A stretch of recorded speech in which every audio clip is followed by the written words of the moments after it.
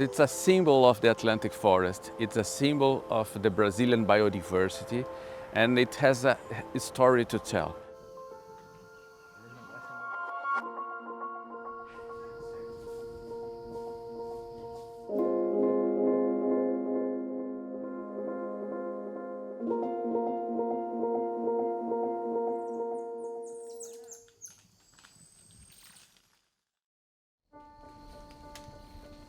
There were only 200 golden lion tamarins in the wild when conservation efforts began in the 1970s.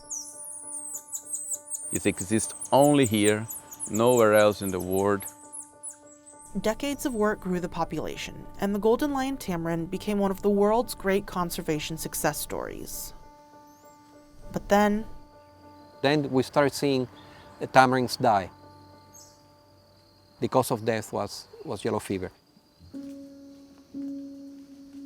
the disease wiped out a third of the monkeys in a matter of months. It's like a dance, you know, one step forward and two sideways or back. You know, you're used to challenges and upsets, but not like this. This was a big thing. This was something that required an intervention. In 5 years, we can lose the entire population if we don't do anything. So the team decided that its best option was an unconventional one.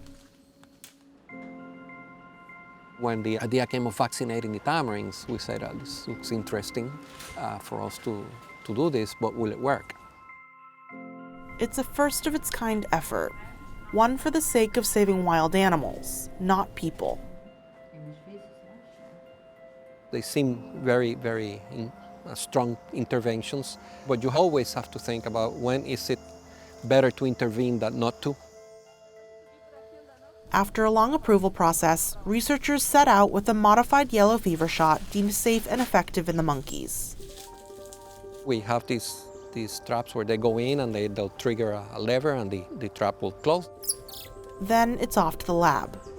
We take some measurements of the animals, collect blood before we vaccinate. Measure, vaccinate, tattoo, repeat.